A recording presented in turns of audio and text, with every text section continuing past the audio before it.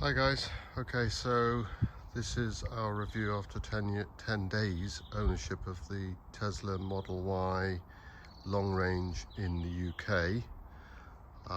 As you'll see from the garage, I'm a bit of a petrol head, motorbikes. I've had 7 Porsches, 5 911s. This is my wife's car that she's driven now for 8 years, done 110,000 miles in it, the Macan. So the Tesla is replacing it, and that's my sort of general runabout. So we were, or rather probably more so myself, very nervous about the change from Macan. Happy, absolutely delighted with the Macan, absolutely incredible car. 110,000 miles, wife's driven it for 99% of that, very happy, and clearly making this shift and this move with everything that's written about the Teslas in general, and Tesla Model Y, in particular things like the suspension and the ride, everything about EVs in general. So I just wanted to give, and this is in England, UK, July 2022. Just wanted to give an early review of my thoughts and our thoughts, especially as, you know, I'm into cars, I'm into vehicles. What do we find, and what have we found with the transition? And I have to say, I am shocked, really shocked and impressed. The ride, first of all, let's deal with the ride, is far better than everybody sort of suggested it might be, and therefore we feared. Yes, there is the occasional road surface which seems to throw it, you know, and it momentarily. But we did a long journey last weekend. We were away for sort of 3 days. We did around about 280 miles. And over that whole journey, we stayed away, Airbnb, went to a few events. The whole experience on the road was frankly incredible, absolutely incredible. Overall, this car has impressed me far more than any frustrations. Yes, there are minor things which I imagine in time will get sorted out, and a lot of those are sort of like the software interface, the app interface, the screen interface, which I imagine will constantly be evolving, and the gripes there are no different to any gripe you might have over your latest firmware version on an Apple iPhone or something. So yes, there's a few things there that like illogical and don't make sense and frustrating, but in terms of the performance, the economy, the power, I just, you know, the linear, how it, I mean, just it puts to shame, you know, the sort of suck, squeeze, bang, blow of ICE engines. Zero range anxiety. I mean, literally, we could have done that 280 miles on the one charge, because I charged it up to 100% the night before. We could have done the whole thing and relaxed and just not bothered, but we did stop off at a charge point, which not a supercharger, just where we were going. It was convenient to us, so we didn't go out of our way. And whilst we were visiting somewhere, we just left it on a charger for a couple of hours, and it just topped things up. But no, the only gripes I've got really, I would like to have seat cooling, because we've got that and had that on all of our vehicles, actually, seat cooling. And with the black interior, it would be vastly better with that.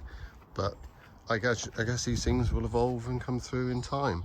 I just wanted to leave this early doors review to say that myself, who, you know, this is for my wife, not for me, but I was still anxious and concerned as to how this would work out, which is why we've kept that car, just in case, for whatever reason, didn't like it, found it frustrating, found it annoying, we could then stick with the Macan and wait for the Porsche EV of the Macan to come out. But we've decided now, absolutely delighted with this, we'll stick with this. We're going to be certainly in this for a couple of years until the Porsche Macan EV comes out, to see how that looks and see how we're getting on with this in the meantime. That's my early review. I literally, when we were away for that weekend, I was frankly speechless the whole weekend about the whole EV world and dynamics. We did have an I-Pace, by the way, before. So in 2018 we tried to be early adopters of this whole scene, and we did have an I-Pace. And although I loved the I-Pace and I was equally positive about it, the whole thing collapsed over the utter dire interface, the software interface of their Privy Pro or whatever they call it, Land Rover Group software was just dire. It was very laggy, it was horrible, and also the dire inefficiency of the vehicle and the range anxiety that immediately you got with the massive difference between what they claimed it would do to what it in reality did. Whereas with this vehicle, they haven't oversold it, they haven't overpromised it. You can get what they say, and it just relaxes you and gives you that ultimate confidence, which we didn't have with the I-Pace. So our I-Pace experience was short-lived. I'm very, very saddened by that, because I really wanted to stick with a sort of a British-built or British-designed car with the Jaguar badge, but it was just a stress too far. So there you are. I hope this helps others that have any thoughts or considerations. This is an utter joy, and my wife also, who is she's very much a sort of a yes no. There's no messing about with her. If she wasn't entirely pleased with this, she would be saying get rid of it and she'll go back to the Macan. And she hasn't. The space, by the way, in the back for the grandchildren is, if I can just, the trouble when you have these sort of child lock things, etc.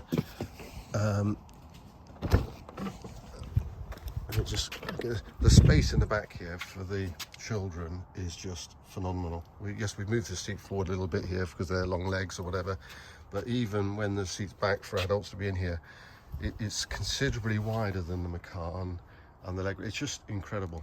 It really it is, because you don't have the transmission tunnel, because you don't have the ICE engine in the front, it just enables so much more space and capacity and storage. It just everywhere you go, everywhere you look, there's positives to this step, this move, and the linear power, the linear acceleration, the effortless, it just puts to lie the whole 100 years of ice, suck, squeeze, bang, blow. But by the way, I'm very passionate about that with the 911, but there's no doubt about it. That's very dated compared to this, and frankly, this is faster than the 911. It's more linear. It's just incredible. You put this into performance, and it's OMG, no doubt about it at all.